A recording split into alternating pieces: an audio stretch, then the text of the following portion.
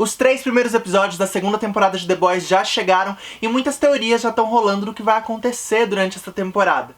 No vídeo de hoje a gente vai falar sobre as principais diferenças entre a HQ e a série para tentar teorizar sobre o que vem pela frente. Então já aproveita, deixa um like maroto para ajudar a gente, se inscreve no canal e solta a vinheta.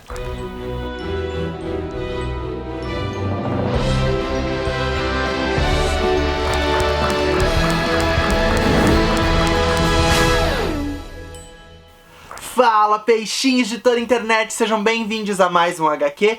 Eu sou o Sérgio e no vídeo de hoje falaremos sobre The Boys, e já aviso que teremos alguns spoilers da segunda temporada. The Boys é uma série de quadrinhos que começou a ser publicada em 2007, com o roteiro do Garth Ennis, que é responsável por grandes obras como Preacher, por exemplo, e com a arte do Derek Robertson, que co-criou Transmetropolitan. Ela começou a ser publicada na linha editorial Wildstorm da DC, mas após 6 edições a DC ficou um pouco incomodada com o tom que a HQ estava tomando e resolveu cancelar o contrato, então ela foi transferida para Dynamite Entertainment, que passou a publicar as revistas de The Boys. Garth Ennis, ele é bem conhecido por trazer bastante exagero para suas histórias, né? Então na HQ a gente tem um tom bem gore, com muito sangue, explosão, muito sexo. E o legal é que a série da Amazon Prime, ela de alguma forma amadurece isso, né? Então a gente tem um tom gore, né?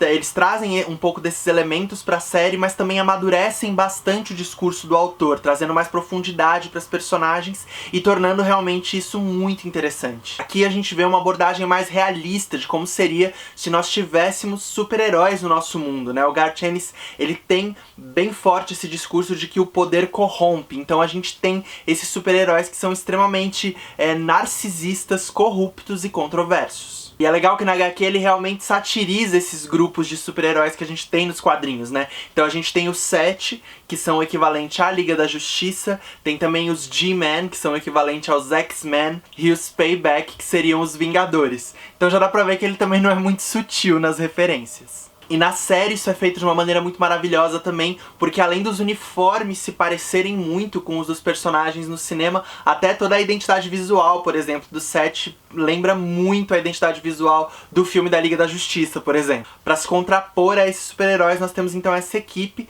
The Boys, que quer derrubar de alguma forma esses super seres. Eles são liderados por um cara chamado Billy Butcher, que teve a esposa morta graças ao Homelander, e a gente acompanha tudo isso meio que da ótica de um personagem que tá entrando nesse grupo, né, que é o Huey, que ele teve a sua namorada morta graças a um dos 7, que é o A-Train, e aí agora ele tá se juntando aos The Boys. E uma curiosidade legal também é que o Huey, né, o visual dele nas HQs é completamente baseado no ator Simon Pegg, e por isso a Amazon Prime contratou ele pra ser o pai do Huey na série. Bom, agora falando sobre as HQs, né, lendo esses primeiros arcos, eu senti o discurso ainda um pouquinho raso e um tanto quanto datado. Então tinha bem cara de gibi pra adolescente, né, pra meninos adolescentes, porque reforça algumas ideias de masculinidade tóxica, um pouco esquisitas, eu acho, e não tão maduras e bem trabalhadas como na série. Eu lembro que eu fiquei bem incomodado na HQ, por exemplo, com o assédio que a Starlight sofre nos primeiros números, né, que isso acontece na série, mas é trabalhado de uma maneira diferente. Na HQ ela é assediada por 3 dos 7, né, meio como uma prova pra ela realmente entrar naquele grupo. Ela não tem qualquer tipo de apoio da outra mulher do grupo, que é a Rainha Maeve, e não há meio que consequência nenhuma pros assediadores, né, eles não sofrem nenhum tipo de consequência pelo ato repulsivo que eles tiveram com ela. E ela acaba sendo uma personagem que aceita e questiona muito pouco as violências pelas quais ela passa, o que não acontece na série, onde a personagem é muito melhor explorada, né? Porque no seriado é uma personagem que pelo menos se incomoda com todas essas questões e se coloca contra elas. Por mais que em alguns momentos ela aceite, ela dê o braço a torcer para algumas situações, ela deixa bem explícito por que ela se incomoda com essas situações, e nós como público entendemos também porque essas situações são desprezíveis, erradas e questionáveis, né? O que não é tão evidente na HQ, pelo modo como a narrativa se desenvolve ali. Outra diferença grande da série pra HQ é em relação ao composto V, que é essa droga responsável pelos poderes dos super-heróis. Na HQ, o grupo The Boys usa essa droga também, né, pra meio que ganhar superpoderes e poderem lutar, pra poderem bater de frente com os supers, né? E isso não acontece na série. Na série, eles não combatem superpoder com superpoder. A gente vê bem mais eles tentando usar estratégias e outros tipos de artífices pra poderem antagonizar com os super-heróis. Na série a gente vê bastante essa questão de que o Composto V foi criado pela Vault, né, que é essa empresa que de alguma forma agencia os super-heróis. Então eles estão por trás da criação desses super-heróis, só que isso não é público, porque o que eles passam para as pessoas, o que a mídia difunde, é que esses super-heróis seriam obras de Deus, né, como se Deus tivesse dado poderes para eles, o que faz uma exploração religiosa muito forte, e é super interessante ver isso. E a gente vê até que muitos personagens, né, muitos heróis nem sabem que eles foram modificados geneticamente por essa droga, né, eles acham realmente que foi uma intervenção divina que fez eles serem como são. E toda essa questão da religião e de como ela se aproveita dos super-heróis pra se autopromover é muito bem trabalhada na série, né? A gente tem esse personagem que não tem na HQ também, que é o Ezequiel, que é um líder religioso, que é um super-herói que faz grandes eventos pra chamar fiéis, extorquir dinheiro desses fiéis, o que acaba estabelecendo diversos diálogos com a nossa realidade, né? E como esses grupos religiosos fazem pra, de alguma forma, manipularem a opinião pública e os seus fiéis. Starlight era uma garota muito religiosa também, né? E é muito legal ver na série como ela começa a questionar esse discurso moralista, principalmente quando ela descobre a origem dos poderes dela, né? E ela passa dessa garota símbolo da religiosidade, da moral e dos bons costumes pra uma ateia desiludida, né? Eu acho que vai ser bem interessante ver ao longo dessa temporada como isso vai se refletir nas ações dela e no modo como ela se coloca também.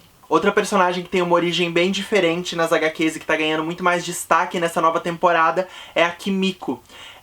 Nas HQs ela não tem nem nome, ela é chamada só de A Fêmea. E na primeira temporada a gente conseguiu ver alguns flashes do passado dela e começou a entender um pouco melhor essa personagem, né? Ela recebeu o Composto V pra meio que ser transformada numa super terrorista, né? Ela foi sequestrada quando ela era criança. E aí a gente começa a entender um pouco mais do que aconteceu com ela, né? A gente vê que ela tinha um irmão que aparece agora nessa nova temporada, né? É muito legal ver esse lado meio que vulnerável dela ao se relacionar com o irmão, tentar restabelecer esses laços familiares. E a gente viu, né, nesses últimos episódios que ele foi morto, né, pela Stormfront. E aí agora eu imagino que a gente vai ter um grande arco de vingança nessa temporada pra essa personagem, mas agora ela com uma cara muito diferente, né? Nós como público enxergamos ela de uma forma diferente agora, o que é muito bacana. Na HQ, quando a gente conhece o grupo, ela meio que já faz parte, né? Ela já tá ali. E ela tem um arco que é só sobre a origem dela, né? Nas HQs. Mas ela não tem um grande destaque também no grupo e nas histórias, né? Em como a narrativa se dá. A gente não olha tanto pra essa personagem nas HQs. Agora vamos falar da grande chegada dessa nova temporada, né? Que é essa nova personagem, que é a Stormfront, ou Tempesta. Nas HQs, Stormfront na verdade é um cara, né? Ele é um super-herói nazista e mega preconceituoso, mas na série ela surge como essa garota super moderna e antenada nas redes sociais, que faz lives, inclusive pra constranger as coleguinhas em muitos momentos, e ela tem todo esse discurso empoderador, super legal, que chama muito a atenção da Starlight, né? Porque a Stormfront, ela é ousada e ela não tem medo de expor as próprias opiniões, né? Inclusive ela ridiculariza em muitos momentos a postura marqueteira da Vault, que é usada pra promover essas super-heroínas, esses super-heróis. E isso é muito interessante, né? Isso realmente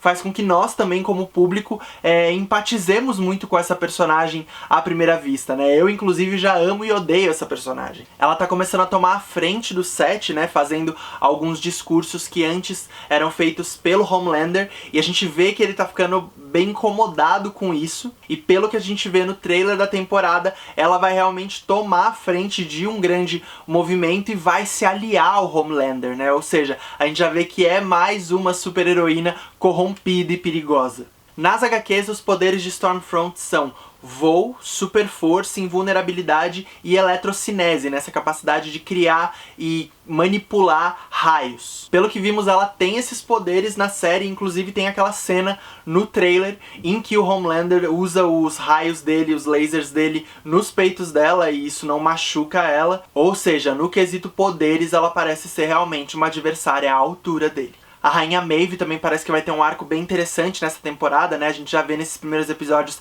ela retomando alguns laços com a ex-amante dela, a Helena, e revelando que ela não trouxe a relação delas a público por medo do que o Homelander poderia fazer com a Helena num ataque de ciúmes, por exemplo.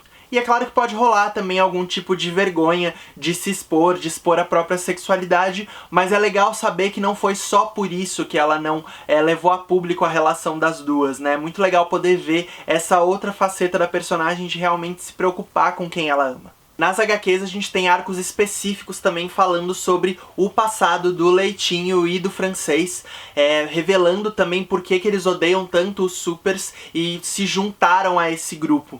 Eu gosto muito de como esses personagens são trabalhados na série, o modo como o Francês se preocupa com os outros personagens e é doce em muitos momentos, ao mesmo tempo que ele é um super mestre das armas e lutador berés, eu acho muito legal e gosto muito dessa tour do Leitinho agora de estar sendo pai, né, de ser membros de uma família. Eu acho que isso traz uma profundidade muito legal pra esses personagens e eu espero muito que nessa temporada a gente possa ver mais deles, do passado deles e etc.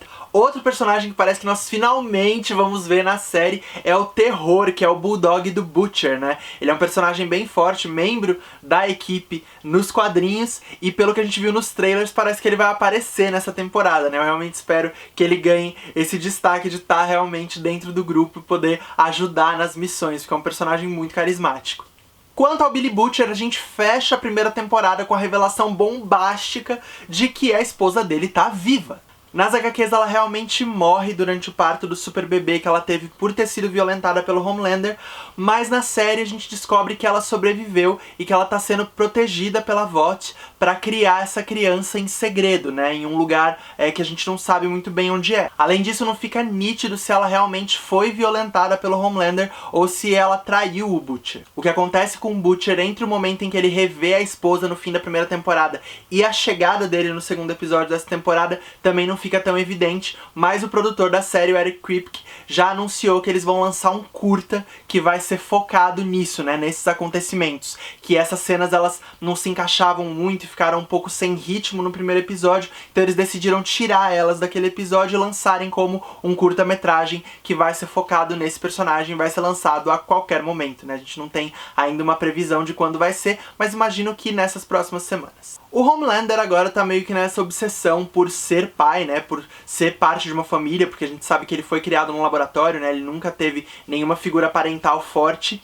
E é muito interessante ver essas cenas, porque pelo menos na relação de medo que existe entre ele e a Becca, eu tendo a acreditar que ela realmente foi assediada por ele, né, porque ela tem muito medo dele. E tá sendo muito interessante ver o arco desse personagem nessa temporada, porque ele tá perdendo o controle sobre as coisas, né? Como ele é o super-herói mais poderoso do mundo, ele é extremamente perigoso e ele sempre teve controle sobre as coisas. Mas agora ele não tá tendo as reações que ele esperava do filho, ele tá perdendo espaço no set pra Stormfront, e tem a cena maravilhosa em que ele vai confrontar o chefe internacional da Vought, que é o Stan Edgar, e acaba sendo extremamente diminuído pelo cara, né? Então é muito interessante ver esse personagem começando a perder o controle sobre as coisas e entrando em algumas crises de alguma forma.